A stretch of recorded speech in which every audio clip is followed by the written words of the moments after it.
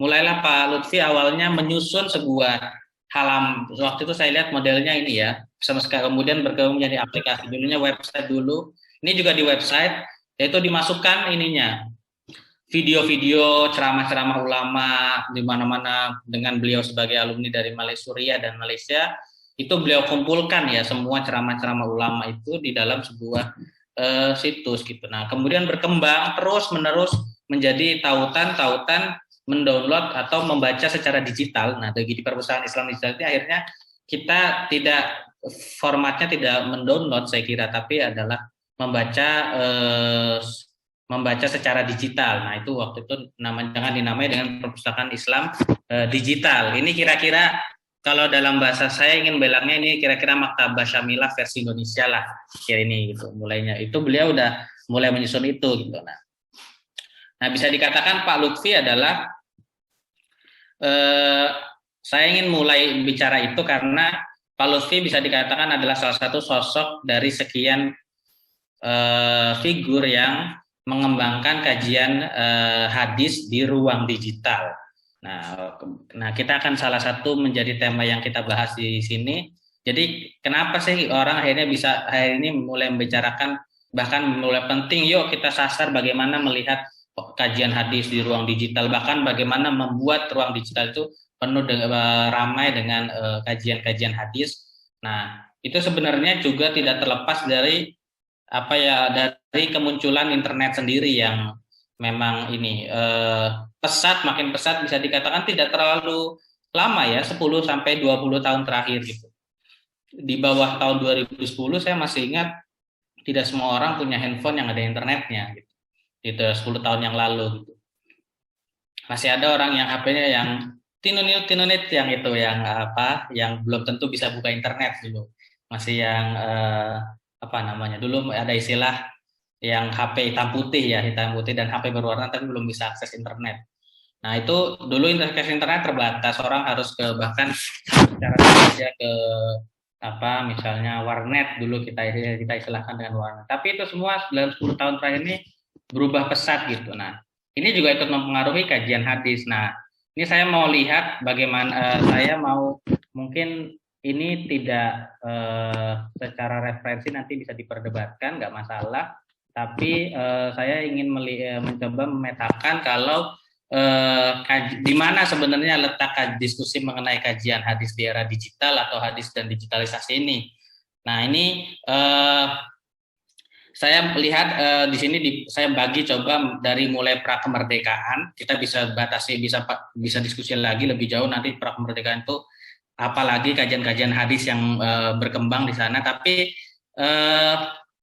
dan ini saya terus buat sampai sekarang gitu. Nah, pra kemerdekaan itu bisa dikatakan orang tuh udah belajar hadis belum sih? Orang di Indonesia ini kan dikatakan Islam tuh udah masuk sejak abad 13, ada yang bilang abad 14, bahkan dari bawah abad ke-10 itu juga sudah ada. Nah, apakah waktu itu pembicaraan mengenai kajian kitab hadis itu sudah ada gitu. Nah, secara singkat kita bisa katakan dulu itu ya sudah ada, tapi yang concern di bidang hadis memang masih cukup terbatas yang memulai membicarakannya dan memang concern di dalam kajian hadis sebagai sebuah kajian yang hari ini kita kenal gitu, kajian sanad, bahkan kita bisa membandingkan antar satu sanad dengan yang sanad yang lain.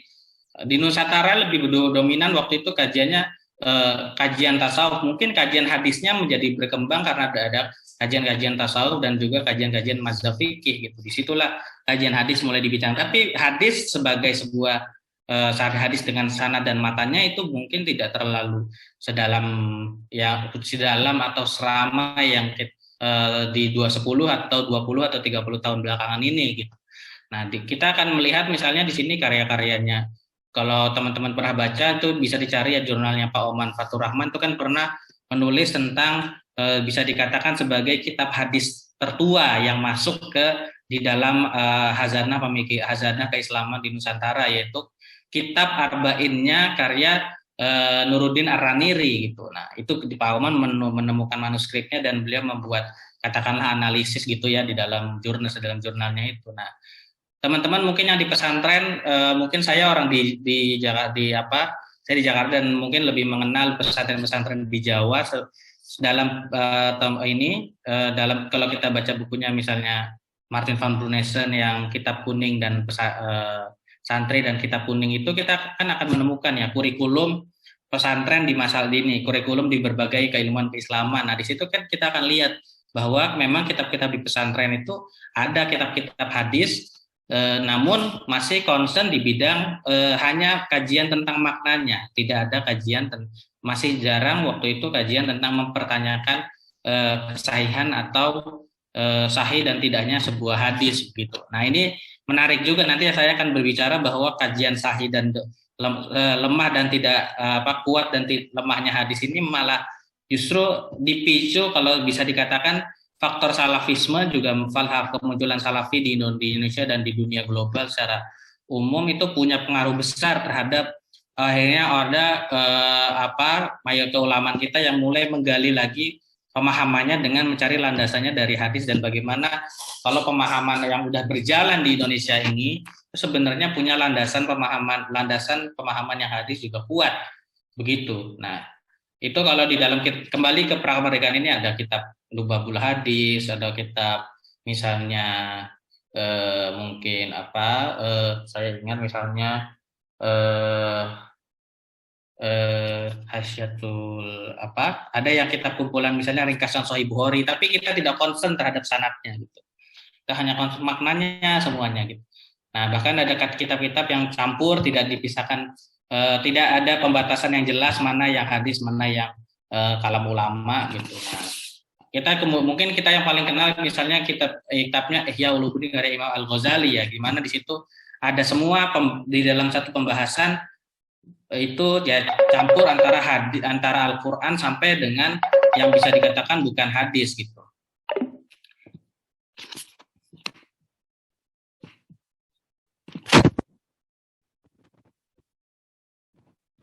Saya lanjut ya. Kemudian setelah kemerdekaan, nah bisa dikatakan sampai 1980. Nah, ini di pesantren sebenarnya juga udah mulai berkembang gitu. Kajian mulai masuk kitab-kitab Sahih Bukhari dan Sahih Muslim sebagai salah satu kurikulumnya, dan ini terus berjalan sampai setelah kemerdekaan di Indonesia. Nah, ini saya bisa dikritik ya, mungkin saya terlalu pengetahuannya terlalu banyak yang konteks di Jawa misalnya, itu banyak di Indonesia kayak Kiai Haji Hasyim Asy'ari itu adalah salah satu sedikit ulama yang membuka kajian Sahih Bukhari dan Sahih Muslim dan memberikan sanadnya gitu di pesantren di Tebu Ireng Jombang gitu. Nah itu dikala di banyak pesantren di Nusantara mulai berkembang dan masuk sebagai salah satu kurikulum pendidikan di pesantren itu kitab Sahih Bukhari dan Sahih Muslim. Tapi belum, nanti saya akan masuk ya, belum masuk ke dalam kitab-kitab lain yang misalnya dalam ilmu hadis, dalam mustalah hadis sering kita belajar sebagai kutubus sittah, nanti belum lagi berkembang kutubus sittah dan kitab lain musnad dan sebagainya gitu. Nah, kemudian 1980 sampai 2000, nah masyarakat mulai kenal kajian hadis berserta keilmuan sanad, perbandingan sanad hingga kritik hadis. Nah, ini dikembangkan tidak hanya di kampus ya, tapi bertahap dibicarakan di masyarakat. Orang mulai ngomongin bagaimana apakah hadis ini sahih ataukah hadis ini apakah benar itu apakah benar satu pemahaman keagamaan ini sesuai dengan Al-Quran dan hadis. Nah, di era-era inilah mulai muncul gitu. Nah, ini tokohnya diantaranya mendiang guru kami juga Profesor Dr. Kiai Haji Ali Mustafa Yakub dan Profesor Dr. Syudi Ismail. Nah, mungkin di antara teman-teman udah masuk juga ya buku beliau ini di kalangan ini jurusan ilmu hadis. Nah, ini misalnya Kiai Haji Ali Mustafa Yakub pernah menulis di tahun 2000-an, menjelang tahun 2000-an, itu kemudian mulai membahas misalnya bagaimana metodologi Imam Bukhari dalam melakukan penyusunan kitab hadis. Nah, bagaimana peran hadis bagaimana hadis itu penting dalam penguatan pemahaman dan penyusunan hukum Islam gitu. Nah, banyak orang karena waktu itu orang ngomongin hukum Islam tapi tidak terlalu paham landasan primernya itu Al-Quran dan hadis itu gitu. Cenderung bagaimana beliau mendorong bahwa bagaimana orang memahami belajar mazhab itu jangan sekedar belajar fikihnya saja, tapi tahu dalilnya itu sebenarnya statusnya apa. Kayak Imam Mustafa Yakub juga mendorong kajian-kajian di mana orang itu misalnya pembicaraan tentang terawih pada masa lalu, hal-hal yang sangat mungkin sangat saya nggak tahu, mudah-mudahan tidak ada ya di saat ini, udah nggak ada di Aceh, tapi bagaimana hal-hal ini di bawah tahun 2000-an, tahun 90-an itu menjadi perdebatan yang sengit, bahkan orang tuh bisa rela berantem ya gitu, sampai bisa baku pukul istilahnya kalau orang timur tuh untuk membela apakah kunut dan tidak kunut, tarawih 23 atau 8. Nah, Pak Kiai Al-Mustafa Yakub adalah orang yang menjelaskan dalilnya semuanya gitu. Bagaimana dia menjelaskan dari semua hadis orang yang yakini 8, 23 itu, dan kemudian menarik kesimpulan bahwa baik yang 23 maupun 8 sebenarnya kalau mengerjakannya dua-dua dengan witir 2 dan 1 itu sebenarnya sama-sama sedang mengamalkan praktik tarawih yang memang dilakukan Rasulullah pada masa lalu, yang namanya sholat malam itu ya cuma dua itu. Nah, jadi artinya baik yang 23, 8, 100, bahkan kalau orang mau, misalnya dalam buku itu sampai disebut kalau orang mau sholatnya 1 juta rakaat juga, kalau andaikan itu memungkinkan dalam dilakukan semalaman, itu juga tetap melaksanakan pengamalan, maksud tetap dikatakan sebagai tarawih. Begitu. Nah, kemudian ada Syuhudi Ismail. Nah, ini mungkin beliau lebih sering dikenalnya di universitas ya, karena dia juga dosen. Misalnya dia dosen di UIN Makassar dan banyak berbicara tentang pemahaman hadis, bagaimana cara memahami hadis gitu, hadis-hadis yang dulu di sinilah yang beliau yang mulai membicarakan gimana memahami hadis-hadis yang maknanya alegori atau atau majazi gitu. Nah, itu orang dulu tidak dibicarakan ininya gitu, masih concern di dalam ilmu tauhid atau yang lain gitu ya. Nah, kemudian 2000 sampai 2010, nah ini kajian kritik hadis terus berkembang. Nah, sebenarnya yang penting juga selain dari tahun 2010 ini juga sebenarnya udah mulai jalan seiring dengan orang-orang belajar di kampus-kampus keislaman dan juga non-keislaman, yaitu mulai banyak belajar ke negara-negara barat.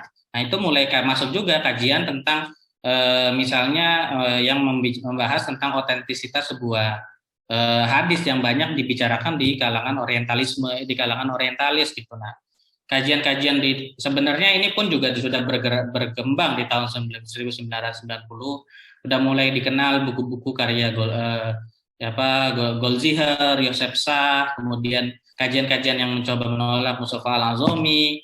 Nah, tapi saya dengan itu terus ada ada dinamika gitu. Orang mulai baca buku-buku, mulai ada dialog bagaimana. Saya kira ini masih nyambung dengan Kiai Mustafa Yakub kemarin ya, karena beliau adalah salah satu dosennya adalah Mustafa Al-Azami yang menulis disertasi mengkritik pandangan Joseph Shah soal ketidakaslian hadis gitu, bahwa hadis tidak bisa dibuktikan secara historis gitu. Joseph Shah kan sampai mengatakan seperti itu. Kalau Goldziher hanya meragukan, Joseph Shah sampai menyebutkan kalau hadis ini tidak bisa dibuktikan secara historis karena dokumentasinya berasal dari dokumentasi yang ditulis jauh setelah masa Nabi wafat. Nah, itu kan pandangan yang banyak berkembang gitu. Nah, kemudian beliau berhasil memberikan dengan pendekatan manuskrip gitu, bahwa ada kesamaan, ada manuskrip yang di bawah tahun 2 Hijriah itu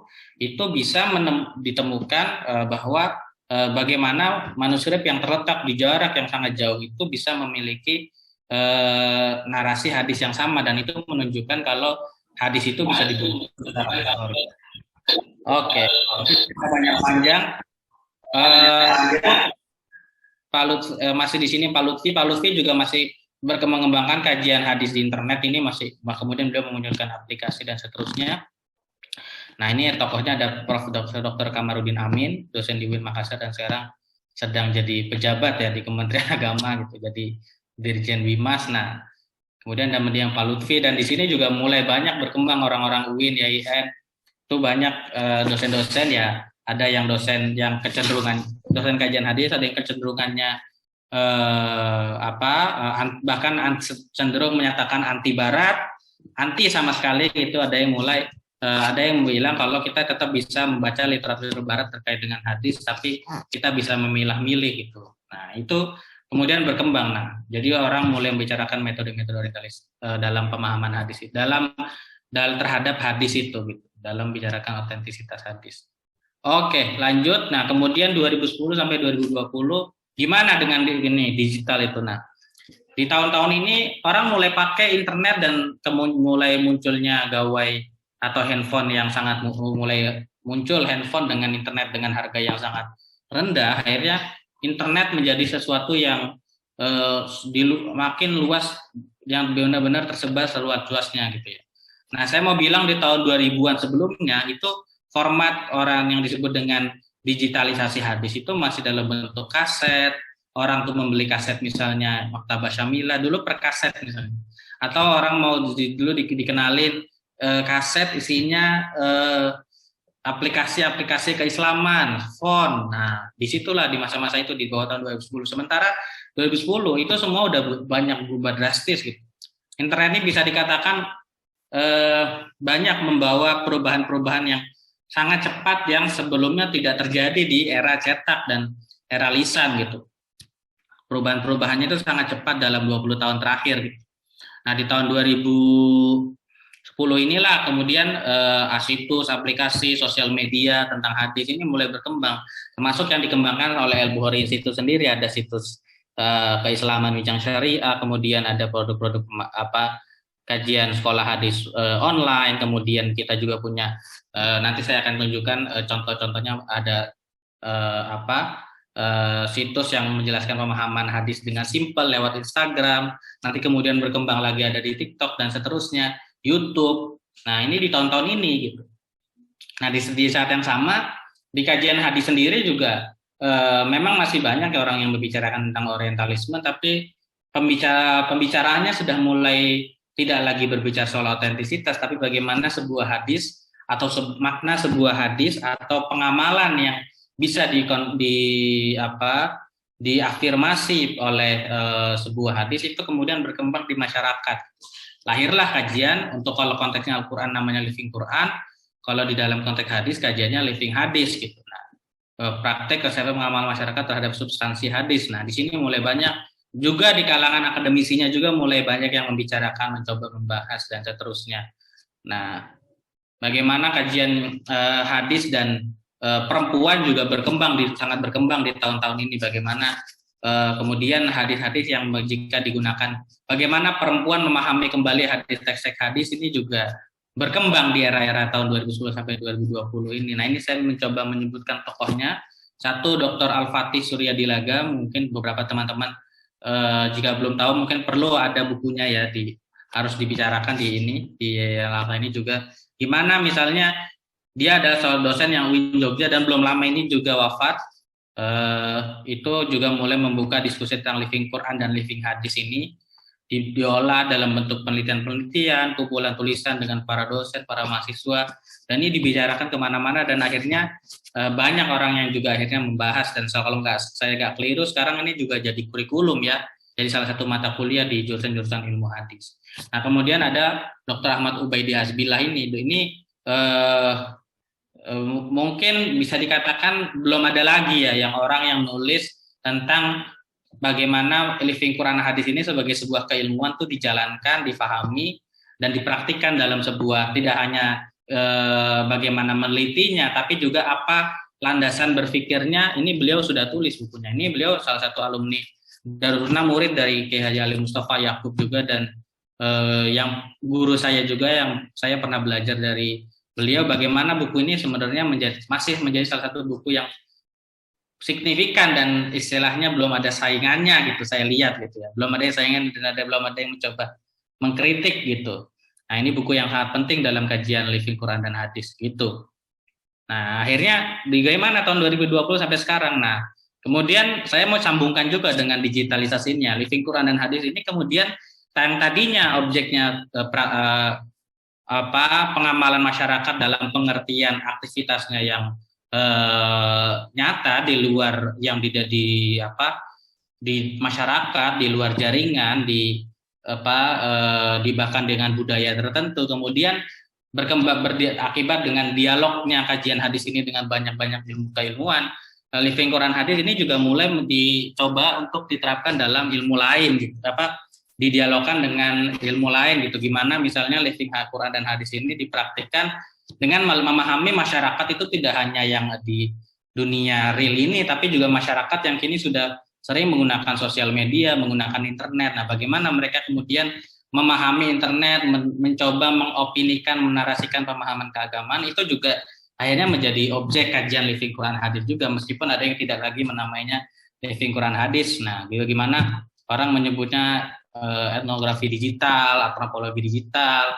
Nah, kemudian ada yang menamainya kajian media, tapi kemudian objek studinya hadis. Nah, ini akibat dari ya masih terus di ini dialog antara kajian hadis dengan keilmuan lain. Gitu. Oke, nah ini mungkin juga penting untuk disampaikan gimana ini kita mungkin bisa katakan untuk landasan prospek kajian prospek fenomena digitalisasi hadis dan digitalisasi ini, dan mengapa ini penting untuk diamati karena ya ini fakta-fakta ini gitu, kenaikan signifikan pengguna internet di tengah pandemi. Satu, jumlah. Nah, ini sebenarnya baru fenomena 2 tahun ya, tapi yang lebih penting misalnya mayoritas generasi milenial dan Gen Z, maksud saya, itu menggunakan internet. Lebih dari 90% penduduk Indonesia mengakses Google. Mungkin sekarang sudah hampir 100% ya, karena kayaknya nggak ada HP yang nggak ada Google ininya, karena beli HP itu sekarang langsung suruh buat akun Google gitu. Nah, jumlah pengguna internet telah mencapai lebih dari 90% di Indonesia ini. Dulu tahun lalu disebutnya masih 75%, karena saya nulis tes tahun lalu, satu tahun lalu, 75%. Awal pandemi itu orang dari 65 naik ke 75, karena anak-anak harus sekolah online, mahasiswa juga sekolah online. Nah, khususnya anak-anak ya. Jadi karena anak-anak ini anak-anak SD, SMP yang tadinya belum punya handphone, akhirnya orang tuanya mau nggak mau yang punya rezeki lebih beli handphone untuk dipakai buat alat sekolah. Akhirnya jumlah pengguna internet naik dan sekarang udah 90% gitu. Nah, akses internet orang Indonesia itu bisa sampai 9 jam setiap hari. Nah, itu berarti lebih dari sepertiga hidupnya itu mengakses internet gitu. Nah, sementara akses sosial medianya itu hampir 3 jam sehari gitu. Nah, ini rata dunia orang itu usia 16 sampai 24 tahun ini paling lama membuka internet. Ini ada tambahannya sebenarnya. Jadi rata dunia orang itu cuma akses internet itu 2 jam lebih sedikit. Nah, gitu. Itu yang itu lebih banyak perempuan dibandingkan laki-laki gitu. Nah, sementara di Indonesia itu lebih dari 3 jam gitu. Itu berarti Indonesia Indonesia juga masuk menjadi dalam 10 negara yang paling aktif menggunakan internet di dunia gitu. Nah, maksud saya ini prospek-prospek bagaimana kalau teman-teman mau melakukan kajian hadis atau mengembangkan kajian hadis di ruang digital, di internet. Ini katakanlah prospek atau kesempatannya besar sekali. Lanjut, nah ini mungkin ini bicara ini ya, ini masih lebih ke refleksi ke tahun-tahun sebelumnya. Oke, saya cuma punya waktu sampai sebelum jam 12.30, mudah-mudahan bisa selesai. Digitalisasi penerjemahan kutubus sittah.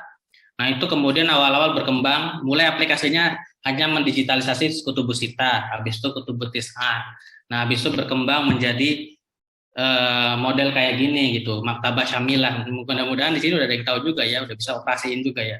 Gimana pakai maktabah syamilah gitu. Orang juga udah bisa akses hampir semua kitab, proyek yang dikembangkan oleh Arab Saudi dan juga saya nggak tahu, mungkin dikembangkan juga dibiayai juga oleh Qatar. Yang jelas dunia dari Timur Tengah yang membiayai ini, dan banyak orang di dunia keislaman ya bisa mendapatkan akses yang jauh lebih mudah setelah kemunculan maktabah syamilah ini dalam mengakses kitab. Dulu mentahris atau melakukan kritik hadis itu orang udah bisa jadi dokter gitu. Sekarang kajian tahrik hadis itu bahkan bisa dilakukan oleh mahasiswa yang masih S1 gitu, yang masih proses menjadi dapat gelar S1 gitu. Nah, itu semua hasil dari fenomena internet, bisa mencarinya, kita bisa mencari sanad dan mencari perawi hadis itu ya dari internet ini dan dari aplikasi seperti ini gitu. Nah, mungkin kalau teman-teman itu ada dulu di tahun 2010 itu orang jadi bisa S2 dengan mentahriz hadis-hadis dalam kitab tertentu gitu. Nah, hanya tahriznya aja ya, belum bicara pemahaman dan seterusnya. Oke. Nah, kemudian ini terus berkembang, ada yang modelnya lebih ini, Jawamiul Kalim ini lebih besar biasanya sama ini dibandingkan dengan Maktabah Syamilah, ini malah lebih khusus hadis, tapi kita bisa dapat pohon sanatnya, bisa dapat membandingkan satu jalur dengan jalur lain kualitasnya, dan seterusnya. Nah, ini jadi fenomena-fenomena ini ya, digitalisasi hadis itu tadi. Nah, kemudian saya mau coba, nah ini sorry ya, ini saya buka, saya langsung screenshot, karena sebelumnya kemarin Pak Fadi pas ketemu kita juga ketemu teman-teman di Al-Bukhari Institute, kemudian bilang ada istilah orang mau jadi apa masuk jurusan tafsir ini, IAT dan jurusan IH itu mau jadi apa karirnya. Nah, kemudian ini saya coba screenshot gitu ya, saya cari di Google, ada orang menulis 10 peluang atau prospek kerja tafsir hadis dan gajinya gitu. Nah, ini tentu mungkin tidak selalu teman-teman bisa tentu keluar dari bidang ini gitu, tapi saya mencoba baca apa menurut dia gitu. Nah, ini listnya. Nah, katanya ini aja gitu. Ini bisa jadi ini, udah jelas. Kalau ini sih saya kira orang banyak tahu ya, masih jalan ya. Dari di pegawai di kementerian, khususnya hanya Kementerian Agama lagi disebutnya. Berarti pintu ke kementerian yang lain dianggap belum ini, masih tertutup. Nah, apakah iya begitu apa enggak? Yang jelas peneliti, mentor profesional bacaan Al-Quran, kemudian pengurus pondok pesantren, pengusaha, kori, peneliti, dan sebagainya. Nah, sebenarnya saya ini juga ingin bilang bahwa ya tentu ini dai, mubalik, peneliti, ini masih menjadi profesi yang, bukan katakan profesi, atau menjadi aktivitas yang penting ya bagi banyak orang di Indonesia. Tapi bisa diperkaya sebenarnya dengan kemampuan membuat konten di dunia digital itu. Nah, kenapa saya ingin bilang bahwa digitalisasi hadis adalah bagian dari kesempatan yang lebih luas di era internet gitu. Nanti ini saya mau tunjukkan fotonya Ustadz Somad ya. Jadi ada kesan kalau orang mau maju di Indonesia ini harus berada di kota besar. Kalau dari kota kecil tuh nggak bisa gitu. Ya sampai kapanpun orang tuh mau ini maju dalam pengertian dikenal secara nasional tuh ya. Dikenal atau karirnya tuh leading secara sangat bagus, itu harus harus berada di kota-kota besar, harus belajarnya di kota besar dulu, atau harus harus bergabung di perusahaan atau tempat-tempat kerja yang jaringannya itu tidak hanya lokal, tapi juga mungkin nasional atau multinasional, internasional gitu. Nah, tapi internet itu membuat orang itu bisa leading meski dia tidak berada di pusat kota dulu gitu. Kita tahu kalau di Aceh ini saya kira saya sering ya menemukan, kalau yang saya juga ada nonton yang lucu-lucunya, siapa saya agak lupa namanya, yang kayak di TikTok apa itu ada juga, ada sekali di Instagram juga ada. Tapi kita tahu kalau fenomena tokoh agama itu sebenarnya yang paling jelas adalah dalam Sumatera itu Ustadz Abdul Somad itu. Ustadz Abdul Somad tidak perlu ke Jakarta dulu untuk leading gitu. Ustadz Abdul Somad tuh udah dikenal langsung begitu dia start dari Riau itu, bikin pulang ke situ, kemudian dia yang selalu dia ceritakan kan, saya pulang ke rumah, pulang dari Al Azhar, kemudian belum tahu apa, bantuin ibunya, kemudian ibunya dibilang kuliahlah kau lagi katanya, pusing emak dengar ini omongan tetangga gitu aja. Kuliahlah dia di Malaysia, bahkan kuliahlah dia sebentar ke Malaysia, habis itu ke Maroko dan baru balik. Kemudian dia bingung ceramah, orang awalnya nggak kenal ini siapa yang ceramah, akhirnya dia masuk pelan-pelan terus ceramah, dikenal, dan akhirnya sekarang sampai reputasinya istilahnya di tingkat nasional ya. Nah, itu kemudian itu fenomena Gus Baha tetap orang yang kuliah, pernah bergabung di UIN Riau, maupun meskipun perjalanan waktu kemudian membuat dia mungkin mungkin kesibukan dan ada hal-hal lain, ada hal-hal politis saya kira juga, kemudian beliau mundur gitu dari kampus dan tidak lagi menjadi PNS, tapi ya masih dikenal sampai hari ini secara nasional Itu. Kalau di fenomena di Jawa ada fenomena Gus Baha ya. Gus Baha ya jelas orang ulama besar, tidak mengenyam pendidikan universitas satu kali pun, tapi kemudian juga leading.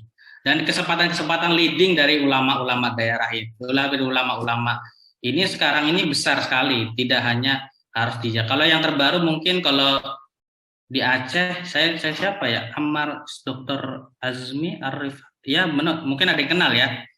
Yang dari Al-Azhar juga itu, siapa itu namanya. Itu juga mulai naik juga saya kira di ini ya.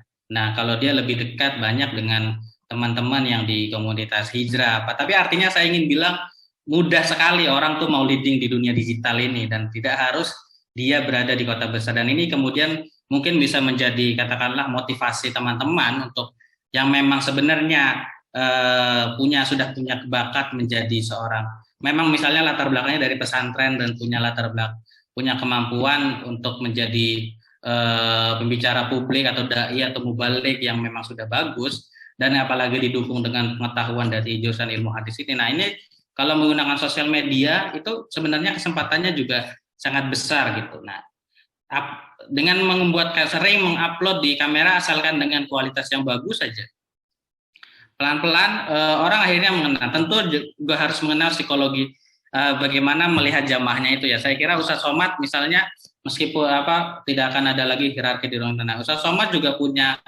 saya kira bahasa yang paling tepat tuh, dia juga mengenal dalam tanda kutip psikologi non jamaahnya, gimana dia tetap memasukkan humor, joke.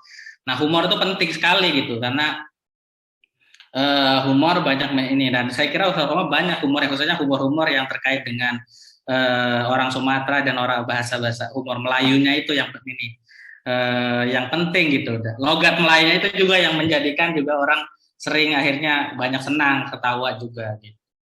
Nah, itu. Kemudian ini dalam kasus kami juga ya, konten kreator ini kami ya rutin membuat kayak gini. Bisa membuat kajian-kajian hadis ini lebih ringan, katakanlah begitu, lebih bahasanya milenial, dekat dengan generasi Z gitu. Bahkan ini kami Instagram, ada yang lebih ini lagi, sekarang orang mungkin lebih ke TikTok itu ya. Platform-platform video pendek ini kan jauh lebih, setelah era YouTube muncul platform-platform, aplikasi-aplikasi yang mengarah ke video pendek ini. Video TikTok, kemudian ada yang misalnya kayak snack video dan seterusnya. Orang yang mulai bicara akhirnya bicara agama juga, banyak juga orang yang mengembangkannya untuk menjadi pembicaraan keagamaan gitu. Nah, ini saya kira peluang-peluangnya ya, dan ini bisa mendukung tadi yang katakanlah 10 profesi yang bisa dilakukan orang yang lulusan tafsir dan hadis. Tentu orang mungkin mau misalnya punya bidang yang lain bisa, tapi mungkin bisa dikatakan gini ya, memang ilmu hadisnya sendiri itu sebenarnya kan sudah kemampuan.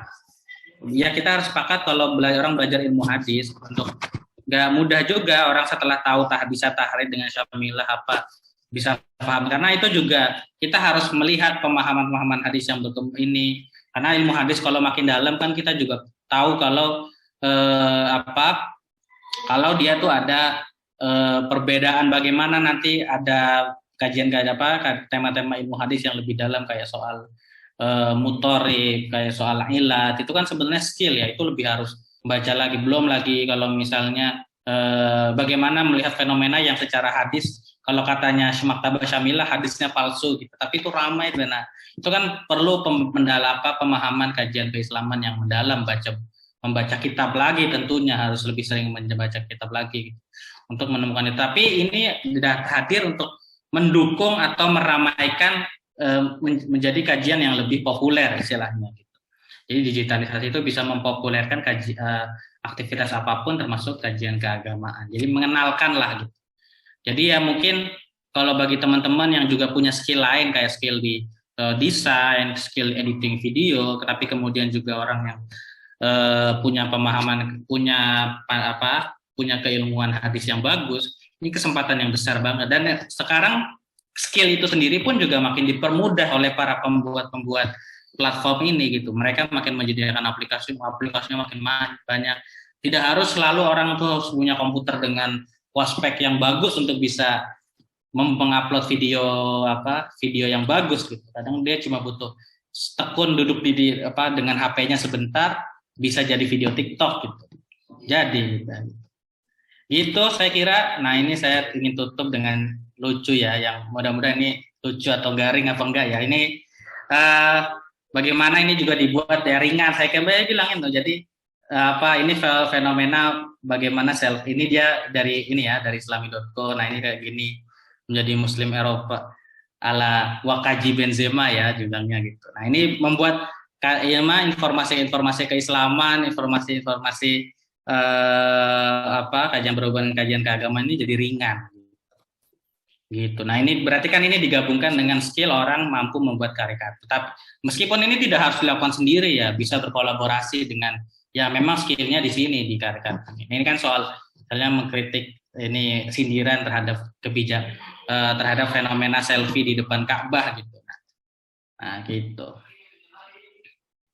Saya kira itu ya, itu dulu. Oke, udah jam 12.18, waktu saya mungkin tinggal 10 menit. Itu sekian, makasih Pak MC, makasih Pak Fadil dan teman-teman semua. Assalamualaikum warahmatullahi wabarakatuh. Waalaikumsalam warahmatullahi wabarakatuh.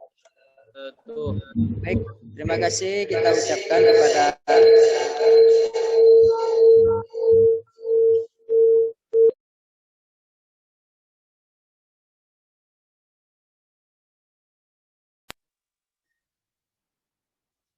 terima kasih kita ucapkan kepada pemateri yang telah menyampaikan bagaimana digitalisasi hadis ini dari masa pra kemerdekaan, pasca kemerdekaan hingga sekarang.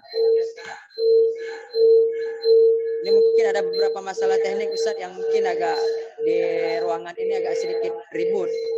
Nggak apa-apa. Jadi saya mewakili audiens Ustaz, ingin bertanya di dalam masa digitalisasi itu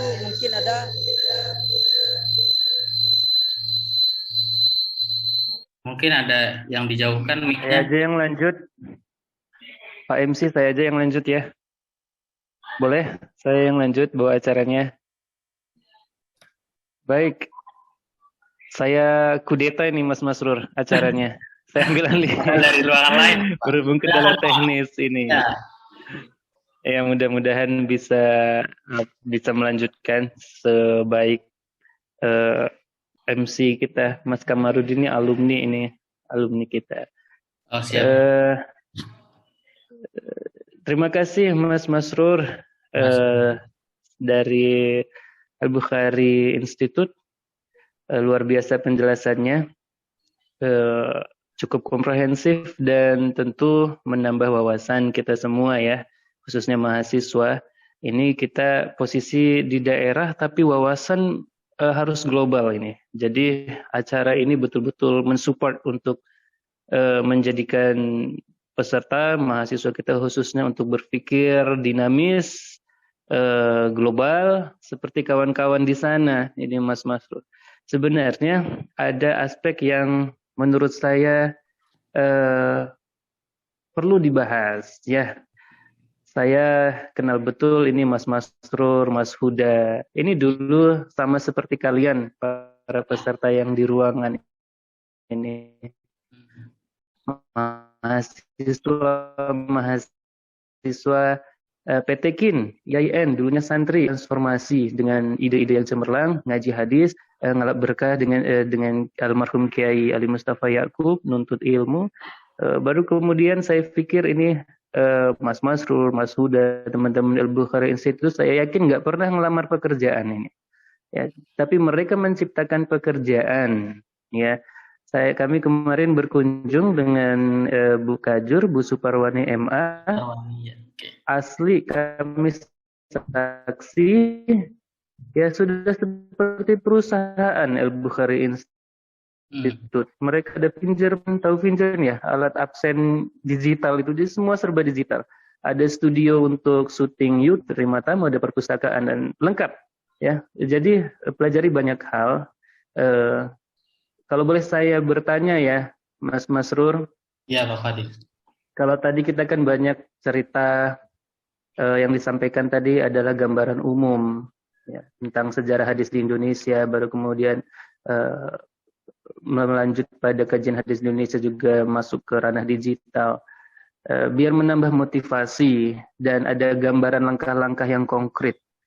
Ya, bagaimana sih Mas Masrur dengan Mas Huda dan kawan-kawan lain para founder dari Al-Bukhari Institute mendirikan bincangsyariah.com, mendirikan channel YouTube yang sudah mendapat premium ya, silver apa premium itu?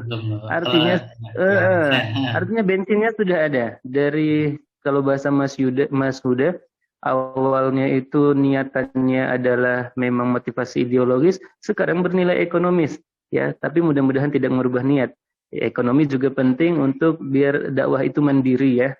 Nah, itu bagaimana itu bisa Al-Bukhari bisa seperti sekarang dan kawan-kawan, bagaimana langkah-langkah awal? Ceritanya gimana sih, mungkin dari duduk nongkrong di warteg atau gimana baru kemudian bisa sejauh ini. Bahkan kemarin berhasil kerjasama dengan Bimas Kemenak ya, membuat acara yang cukup besar. Ya. Dan diisi anak-anak muda. Silakan Mas Masrur, ini pertanyaan pertama mungkin dari saya dulu. Mohon izin. Ya tentunya kami juga masih terus belajar ya, masih cari caranya terus-menerus. Tentu ini nggak langsung ketemu juga formulasinya untuk bisa kayak sekarang, dan sampai sekarang kami juga masih terus ya evaluasi menyeimbangkan antara tetap menguatkan motivasi ya istilahnya ideologis ya, motivasi ideologis, motivasi keilmuan, dan juga bagaimana tetap menjaga semangat motivasi keilmuan ini dengan menguatkan basis atau sumber ekonomisnya supaya motivasi keilmuannya ini tidak anjlok gitu. Ya saya mungkin bisa dikatakan gini ya, kita gampangnya mungkin harus banyak ya berinteraksi dan berdialog dengan berinteraksi dan mencari kesempatan-kesempatan dengan tentu berinteraksi dengan teman-teman, berkolaborasi sih Pak Fadil pada akhirnya dengan teman-teman yang lain, dan termasuk boleh juga dengan kami di nanti misalnya kayak kami udah beberapa kali kerjasama misalnya selain dengan ini Laksa juga misalnya dengan teman-teman ada namanya LABPSA ya, Laboratorium Sosial Keagamaan di mana di UIN yang di Acehnya berarti apa ya, UIN Araniri ya, berarti UIN Araniri. Nah itu bagaimana kita sering akhirnya terbaru kemarin ya udah kita kenalin untuk dapat partnership penelitian dari Jakarta dan seterusnya gitu. Nah mungkin yang paling bisa dimulai kalau jadi konten pertama jadi konten kreator tentu banyak tantangannya juga ya, kami nggak langsung itu ya, mungkin kalau saya ingin bilangnya teman-teman mulai coba aja dulu dan terus mengasah ininya kemampuan untuk mengunggah kontennya gitu, karena konsistensi itu salah satu faktor yang penting juga di dunia digital gitu. Nah ya problemnya kan memang tadinya kita merasa dari tulisan itu adalah salah satu basis yang penting, ternyata ya orang berkembang gitu ininya, platformnya ya berkembang dari Instagram, kemudian ada platform TikTok. Saya kira sih kalau dari mungkin bisa mulainya dari ini ya, mungkin gambarannya coba membuat teman-teman yang suka ngedit video dulu ngumpulin di dalam jurusan misalnya gitu Pak, jurusan ilmu hadis, untuk membuat konten ini menjelaskan hadis tapi di platform-platform populer itu YouTube atau di TikTok gitu. Nah buat yang atau mungkin saya kira TikTok lah sekarang ini udah begini, cukup di TikTok aja satu. Nah itu kan banyak yang modelnya misalnya hadis ini maknanya sebenarnya apa gitu. Nah itu dia jelasin 1 menit dan itu kemudian nanti pelan-pelan dievaluasi gitu. Nah gimana nih orang responnya, tinggi atau enggak. Nah sambil itu juga perlahan karena makin tinggi makin beda aplikasinya, kita jadi ya harus ngikutin juga itu sebenarnya aplikasinya perkembangan istilahnya algoritmanya tuh kayak apa gitu. Nah itu juga kita harus mengikuti terus gitu. Nah itu satu, tapi ya tentu dari sisi kelembagaan kalau saya kira sih emang ini siapa memang banyak ini ya ada di Pak Fadil di Quran Asian siapa? Oke. Nah ini mungkin, nah itu kayak misalnya bikin Quran Hadis Channel. Nah ini banyak, mungkin mulai dari banyak bikin dulu aja, gitu. Banyak bikin dan saya kira emang mempersiapkan untuk membuat konten yang bagus di video itu juga emang sekarang udah nggak bisa terelakkan lagi gitu ya. Teman-teman membuat kajian hadis yang rutin aja misalnya, itu juga bisa mendorong untuk, bisa juga untuk menguatkan konten, menguatkan penyebar dengan menguatkan penyebarannya gitu. Nah ini problemnya kan juga tidak harus, misalnya di YouTube ada kecenderungan orang juga nggak bisa nonton yang panjang, berarti harus mulai juga memikirkan bagaimana dari konten yang panjang itu dipotong-potong menjadi konten yang pendek. Di YouTube sendiri bikin namanya YouTube Shorts. Nah di mana nanti ya YouTube Short itu kan sebenarnya mirip dengan Instagram yang namanya Reels, kalau di itu dengan namanya TikTok. Orang mulai ke arah sana, berarti dia yang di panjang itu juga dipindah-pindahkan ke yang pendek gitu. Nah kemudian gitu sih Pak. Sementara itu ya mungkin banyak kerjasama aja sih Pak. Akhirnya ujung-ujung siapa? Iya, ya itu Mas Masrur. Kita pasca pulang dari Ciputat, dari ketemu kemarin tuh oleh-olehnya kita langsung mulaikan untuk YouTube ya. Jadi kami baru 2 video itu. Jadi sebenarnya seminar ini punya output, kita prodi punya agenda. Kebetulan ini yang sudah tercerahkan dari kawan-kawan di sana itu dosen-dosen. Kita mau melibatkan mahasiswa ini. Jadi seperti Amin yang punya keahlian-keahlian hadis dan IT, kita mau berdayakan. Jadi mahasiswa yang mau menjadi relawan, kami dengan senang hati ini untuk mengembangkan Quran Hadis Channel itu. Nah itu yang pertama. Selanjutnya mungkin Mas Masrur, sebelum saya lempar ke panitia, mohon ini ya, sudah bisa alatnya sudah bagus nggak di sana? Kalau ada saya ingin persilahkan ke mahasiswa untuk bertanya. Ataupun satu lagi mungkin mewakili ini diskusi teoritis ya. Mas Masrur, dengan transformasi digital seperti sekarang, semua pembelajaran bisa luring dan daring. Kalau kita menilik kajian teoritis di ilmu hadis, apalagi kemarin ada kampanye tentang sanad ya, berguru atau belajar mesti bersanad, saya kira itu kajiannya di ilmu hadis, ya kan. Sementara kalau ittisalus sanad itu mensyaratkan paling tidak liqa ya, pertemuan, kemudian di satu zaman yang sama. Nah sekarang liqa ini terkait dengan kajian kita sekarang itu kita bisa liqa secara virtual. Nah kemarin juga ada video, salah satu video Gus Baha ditanya sama salah satu santrinya, apakah makbul itu bisa dikatakan bersambung kalau kita ngaji hadisnya di secara virtual gitu, Mas Masrul? Gimana pandangan dari teman-teman di sana? Itu ya, kalau saya mungkin lebih cenderung itu dibiarkan aja di domainnya masing-masing kali Pak ya. Jadi memang tidak harus dipaksakan apakah ini diterima atau tidak diterima gitu. Karena banyak juga kesempatan yang tidak harus kita pikirkan soal itu solusi itu. Yang jelas kajian sekolah kajian hadis yang secara virtual aja, misalnya mungkin ini pengembangan, misalnya kalau berminat ini misalnya mengembangkan yang model kajian mempelajari hadis tapi dibuat dengan kurikulum berkata tapi berdasarkan platform video gitu. Bahkan mungkin mungkin dibuat yang modelnya seperti orang kalau di JC sering sebut ruang guru, kemudian ada platform itu kan belajar virtual ya. Nah belajar virtual yang sudah ada kurikulumnya, atau saya lupa nama istilahnya, ada istilah Inggrisnya, itu udah sering. Kalau di luar ada kayak situs-situs namanya Coursera, ada situs-situs namanya saya lupa yang satu lagi. Coursera dan kelas saya lupa yang satu lagi, ada 2, yaitu sering gitu. Misalnya hanya topik gimana sih sebenarnya cara memahami hadis itu gitu.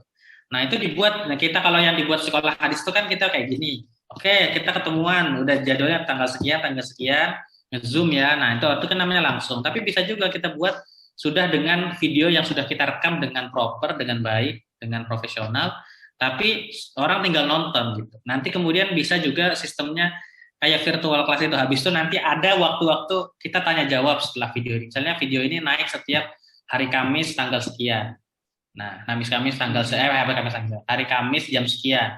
Misalnya selama 10 pertemuan terkait dengan apa itu namanya tadi pemahaman hadis gitu. Nah, tapi nanti ada hari tertentu kita buka sesi pertanyaannya gitu. Nah, itu kira-kira bibit yang penting untuk dikembangkan dalam kajian hadis, dan itu belum banyak orang yang mungkin bisa bukan cuma belum banyak ya, mungkin belum ada yang concern khusus untuk itu gitu. Bahwa orang sering mengapa kayak Gus Bah itu kan banyak banget kajiannya sebenarnya. Banyak banget orang tapi potong per tema gitu.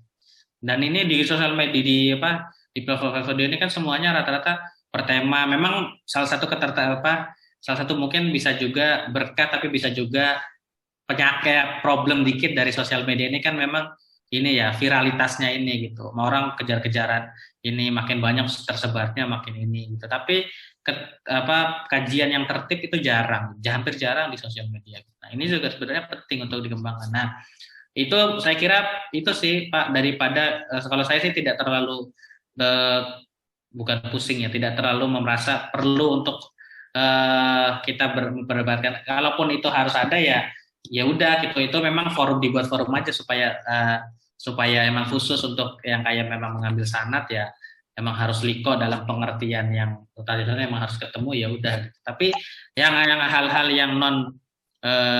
yang hal-hal yang di luar itu sebenarnya masih banyak bisa kita lakukan gitu Pak. Mudah-mudahan menjawab ininya. Iya, baik ya.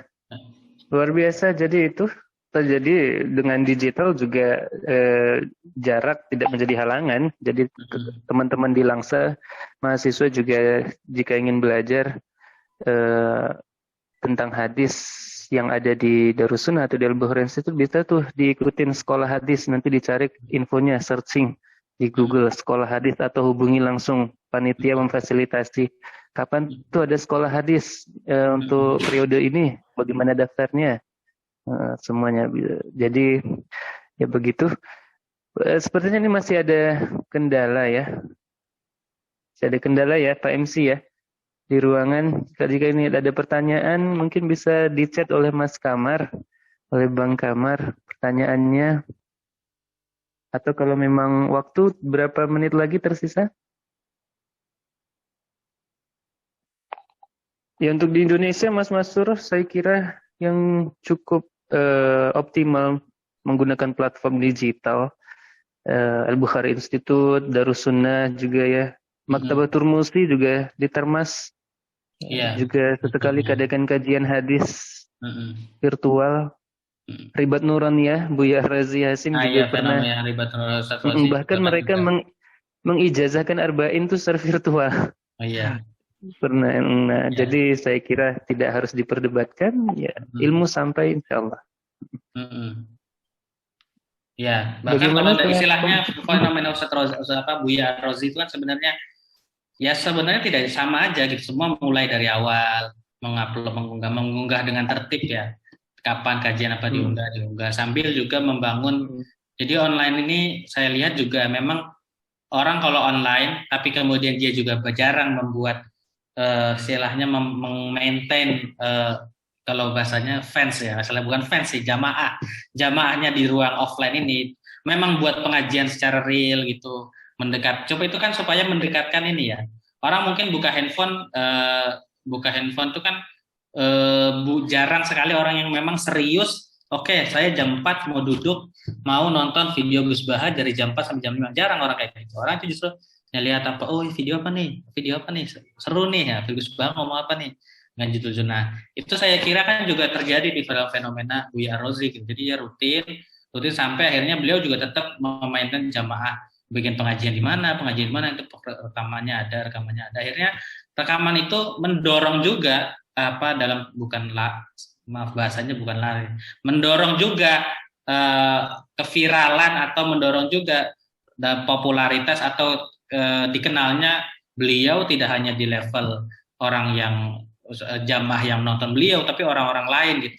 Bahkan akhirnya juga ada jamaah-jamaah yang mungkin ada yang dikenal juga oleh orang yang tidak suka sama beliau, tidak suka gitu, dan akhirnya menimbulkan, nah ini juga di sosial medianya, dan akhirnya di platform YouTube-nya ada platform-platform yang mendukung dia, ada platform-platform yang beliau kritik habis-habisan Buya Rozi dan seterusnya gitu. Nah itu kan terus menerus gitu. Saya kira, nah ini mungkin juga penting ya kalau orang mau mengembangkan ini, memaintain relasi dengan jamaah offline itu masih penting, walaupun orang bilang digital ini mendorong dia sebenarnya. Jadi orang offline saja nggak pernah ada digital, ya udah dia dikenalnya di ruang hanya di orang yang dia pernah datangi aja gitu. Tapi orang online nggak pernah ini, kalau orang nggak pernah tampil memang di ruang publik di depan orang secara real, ya itu ya nanti dia terkenal, tapi ya butuh waktu yang lebih lama, kecuali memang dia sering bisa membuat pernyataan-pernyataan yang ya saya kira di sosial media itu ini ya, hal-hal yang psikologis itu harus orang dapati ya, senang, happy, senang, lucu, atau menggugah malah kesedihan orang, atau malah inspirasi, itu malah dapat kalau di ini. Cuma kalau memang satu sisi serius yang datar, memang ya beras memang di sosial media gitu sih. Sementara itu Pak Fadil. Ya, terima kasih Mas Masrur. Saya kira sudah tersampaikan semua ini. Saya kembalikan mungkin ke MC, dicoba lagi. Pak Fadil masih panjang nggak? Kalau enggak, waktu saya tinggal 5 menit lagi. Saya mau geser yang ke acara itu, mau berangkat. Yang iya, Mas. Kalau gitu kita akhiri saja. Ya. Kalau gitu. Masih ada lagi juga pertanyaan? Waktu juga.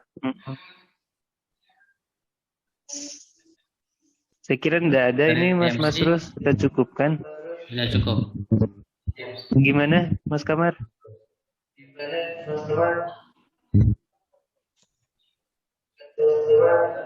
Baik, terima kasih Ustaz. Ini masih mengalami kendala di tempat. Atau kalau ada pertanyaan di chat boleh, kalau masih ada. Sekarang udah bagus itu.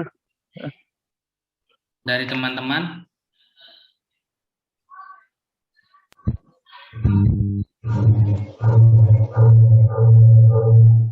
Ya, masih dengung. Waktu sudah habis atau bagaimana? Kita akhiri atau bagaimana? Boleh diakhiri aja. Sudah habis ya? Oke, baik. Pas masuk waktu zuhur memang. Oke, baik. Nah, MC menutup atau bagaimana? Baik, terima kasih.